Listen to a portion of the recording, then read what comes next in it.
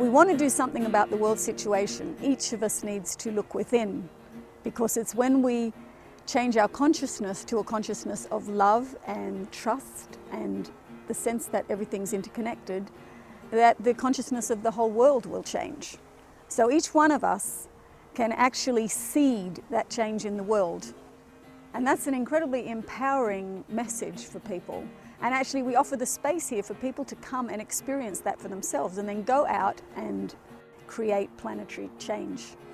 What inspires me about the Findhorn Foundation is our audacity and our hope and our optimism in attempting to build a model of sustainability for humanity.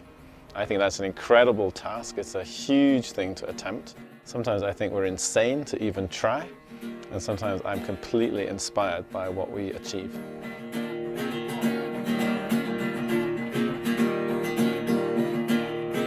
People come along all the time and say, what's the difference between now and then being somewhere back in the 60s? And I could say really easily that the spirit of the place is exactly the same. This place started from 3 people who were following their deep inner promptings,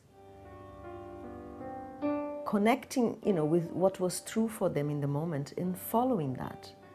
So we didn't plan all this. It started just like life by people taking their steps. I suppose that the big difference is that every step that they were taking was based on this deeper inner connection. What we're trying to do is help people on possibly the longest journey that there is from the head to the heart. Well, when Eileen and Peter Caddy and their 3 small boys and Dorothy McLean arrived here in November 1962, they never dreamt that they were beginning a community, an education centre and an eco-village that is now 46 years old. The essence of what they started with was working with one's intuitive self. What is that intuitive part of yourself saying? And you could hear that in the shower, you could hear it on your surfboard, you could hear it sitting in a silent space.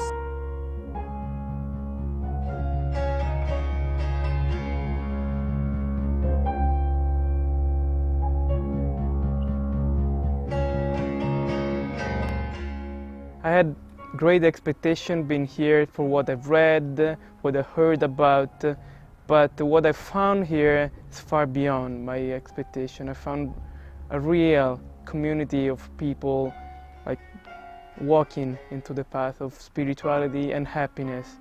The Experience Week is people's introduction to not him over there, but, us. Thank you very much. In Experience Week, you get a little taster of lots and lots of different things. For me, what I really connected with was quiet and trying to listen to that inner voice that had given me the original experience. Often here in Findhorn we talk about the inner and outer gardening. So when we are taking out the weeds, we think of what are the weeds inside of us that are ready to go. When we are looking after the flowers and watching them grow, we think what are the things, the buds that are ready to open in ourselves. This is a place of experiential learning. It's not theory. You actually get a chance to come here and put these things into practice in your daily life.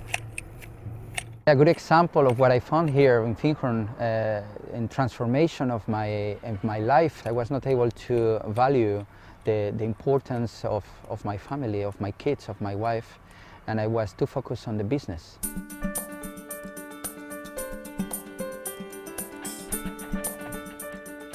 We run courses today, month-long courses on what are both the mental, the emotional, the physical and the spiritual tools that you need to integrate into your daily life.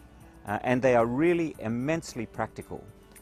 One of the things that I noticed that I have learned here and that we also teach one another and is very much part of our educational programs is the importance of really being present to what we do. Because it's so easy in life, isn't it, to start a task begrudging it, or to be doing something and while actually thinking of something else. So we are encouraged to really have a positive attitude towards whatever we are doing. We here demonstrate and educate for a new way of being in the world.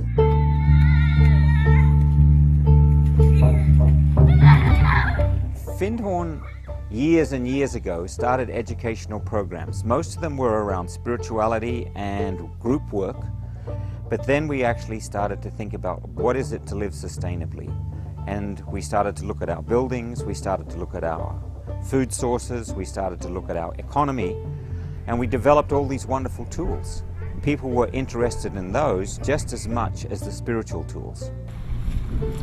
This is the living machine, a sewage treatment plant, which is treating water from inside of the houses. It comes in at the top end where it's dirty until it comes to clean water at the end. We need to break these caravans down because they're here since the 60s and we want to build some new eco-houses.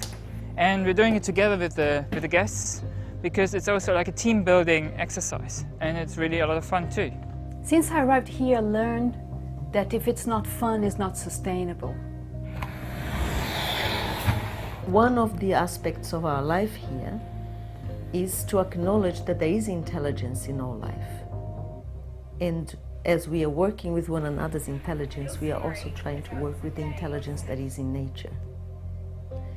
And the fact that we are developing an eco-village is just a very clear consequence of that.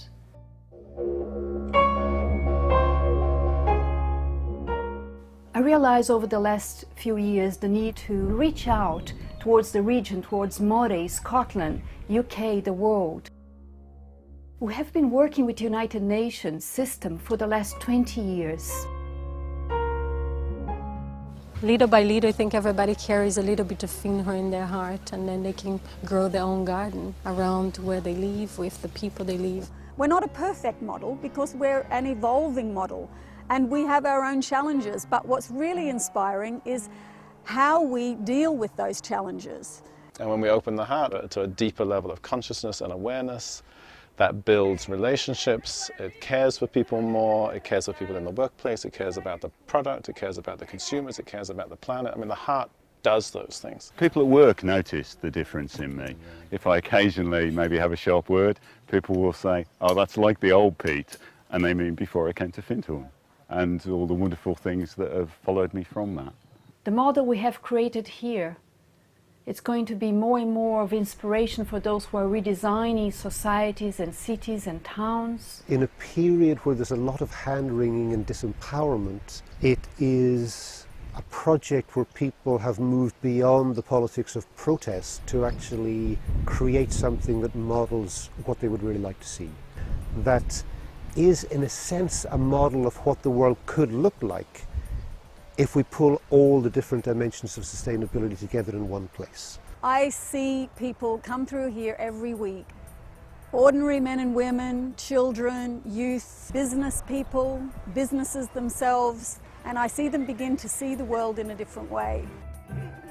Findhorn is wonderful in giving people an opportunity to actually question their existence, the very core of their existence. Slowly finding my way into teaching and to maybe building up a community in my place and seeing that this is possible, so this is sustainable, and finding other people like me, is it possible to create something for the future.